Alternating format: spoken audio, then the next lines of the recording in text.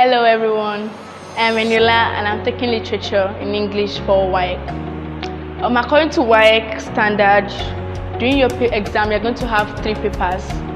Paper 1 and paper 2 will be done at one sitting, while paper 3 will be done at another time. Paper 1 and 2 consist of 50 questions on general literature, on scene prose and passages, then on the Shakespearean text, which is Othello. Then paper 2 and paper 3 is essay, and paper 2 is basically on prose, while paper 3 is on drama and poetry. I'll be given 50 marks for each of these, total 100. There shall be no questions at the prescribed drama text for section A and B, just for section C and D, which is about poetry. So you are required to answer 1 question from each of these sections, making a total of 4 questions. And these papers will take about, in total, 2 hours, 30 minutes to complete, and they all carry 100 marks. Now, about general literature, we need to know the definition of literature. Literature can be described as the mirror of society. It is basically a mirror of society because it shows how an individual, a community, a society reflects, because our ideas, our perspectives, the happenings, the experiences that we go through, literature helps to reflect this in terms of poetry, prose and drama.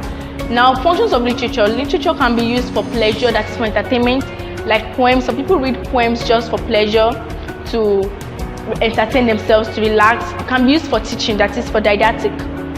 Literature is used to teach people morals, values, folklore, and it's also used to help to correct the ills of the society in the form of satire. Satire is used to correct in a humorous way, in a less humorous way, just to correct the ills of what someone is doing. So if the society is corrupt, for instance, satire in form of literature helps to correct what is going on. Literature can also be used for teaching of moral values in general. It is used for orientation, and literature can also be used for communication and self-development. There are 3 genres of literature, which are prose, poetry and drama. The drama, prose and poetry. Drama is often referred to as play, and prose sometimes is referred to as novel. A prose is divided into 2 parts basically, which is fiction and non-fiction. Then this fiction is divided into novels, novellas, short stories, while the non-fiction, that is, non-fiction means something that is true, that is not imaginary, and non-fiction is divided into biography and autobiography.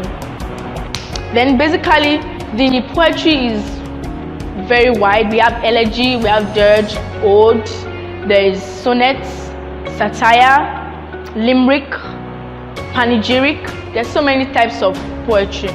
Then when we're going to drama, as I said, is often referred to as a play, and drama is mostly used for dialogue and for acting on stage. It's basically transformed through actions. The common elements of these 3 genres of literature are plot, mood, the protagonist, the antagonist, then the narrative view or the point of view of the narrator, the setting, themes and subject matter. For prose, poetry and drama, there are different elements that are peculiar to each of these genres. For poetry, it's written in lines and stanzas. These lines and stanzas are used to convey the words of the particular poet or the poet persona. Then poetry is meant to be sung. It's mostly musical because it has elements of rhythm and rhythmic skills in it. While drama, on the other hand, is basically for dialogue because it involves 2 or more characters conversing, and it's meant to be acted on a stage for better passing across of communication. Prose is written in chapters, that is chapter 1, chapter 2, chapter 3 and all. But drama is written in acts and scenes, that is act 1 scene 1, act 1 scene 2 and like that. Then after this, we need to go into the popular literary devices. Literary devices are so many and they are so wide, but we'll go into some of them. 1, we have simile. Simile is a comparison indirectly because it uses the as and like. That is, for example, she is like a dove.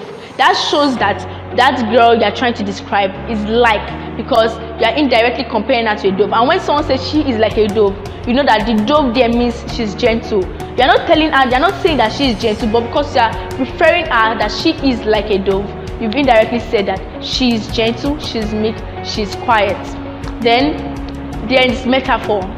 This is another literary device. Metaphor is direct comparison. That is, it goes straight to the point. It does not mince words. Like, for example, that boy is an old sly wolf.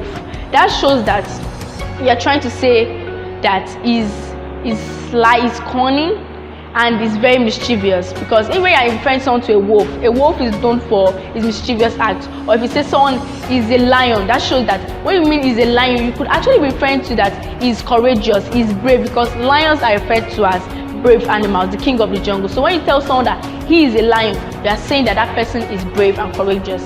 That's what metaphor, and those are the differences between metaphor and simile. Simile indirectly compares, while metaphor directly compares. Personification, this is another literary device. Personification is used to give human attributes to non-living things. For example, when you say the rain is beating hard, that shows a rain cannot beat because it's a non-living animate object. But when you say the rain is beating hard on top of the roof, that means that the rain is actually spattering really hard and is falling very heavily.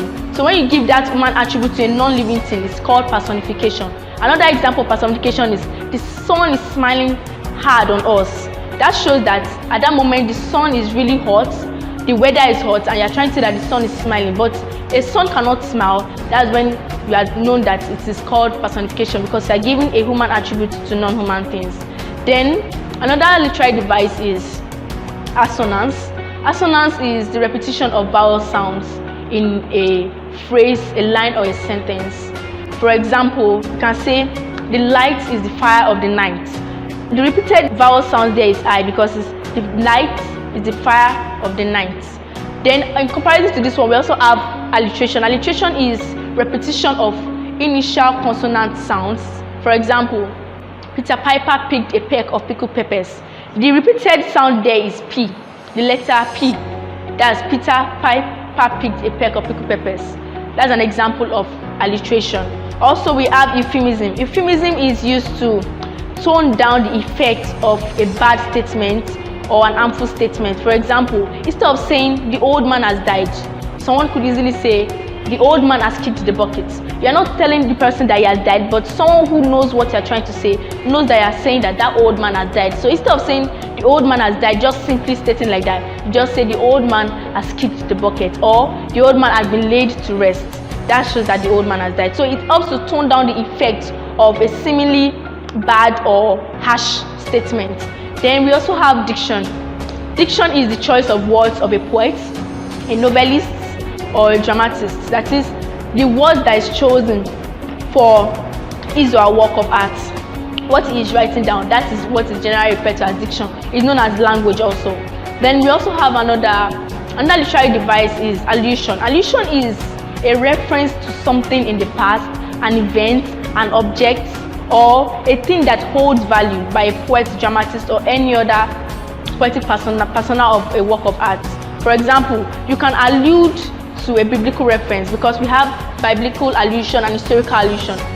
If I allude to the period of Peter the fisherman when they fished, like in the poem that we are actually studying, Bimsola Deoti, that we are studying right now, you can see that there's a line there that says Peter dreams. That shows that the time it alludes to biblical allusion of when Peter and his other disciples were actually trying to fish and they couldn't get any fish. That says with hook, line, and sinker, aborting dreams of a good catch. That's an allusion.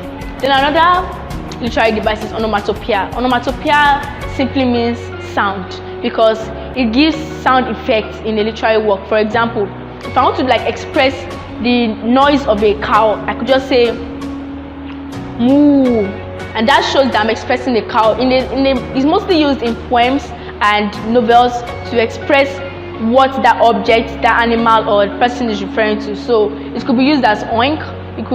There are other references like crack. Those are words, sound effects of onomatopoeia. Then another literary device is irony. Irony is indirectly stating something but in the contrast. That is, I could say the boy is so quiet today, we couldn't hear a thing. That shows that you are trying to say that the boy is actually very loud, is noisy and troublesome. But when you say it's so quiet that you couldn't even hear a thing, that's a contrasting word. So it's an irony. It's ironical that you're saying the boy is quiet, but in actual reference, it's not quiet at all. Then another one is oxymoron. Oxymoron is using two contrasting words side by side. For example, you can say she had a sweet nightmare. Sweet and nightmare are two contrasting words because sweet is something that is good, while nightmare is generally known as something bad. So when you say she had a sweet nightmare, it's oxymoron you are putting in that effect because you are putting two contrasting words side by side. In reference to that, we have antithesis. Antithesis is similar to oxymoron in that it uses contrasting words, but this one places sentences side by side instead of words like oxymoron does. Another literary device is apostrophe. Apostrophe is giving reference to someone as if that person is there, as if that object is there, or as if that individual is there. Like in John Donne's poem about death, you can see he referred to as death, as if death is actually living and death is right there beside him. When in actual sense, we don't know if death is a living thing, we don't know the shape of death, but when you refer to that person or that object or that thing, it's called apostrophe. Another literary device is hyperbole. Hyperbole is generally known as exaggeration because it uses exaggeration for emphasis and sound effects. So an example of hyperbole is we ate a mountain of eba. A mountain mountain is known as something very large and big, but when you say we ate a mountain of eba, it shows that you are saying that what you ate was actually very big. But a mountain should not be used to classify it because it's an hyperbole.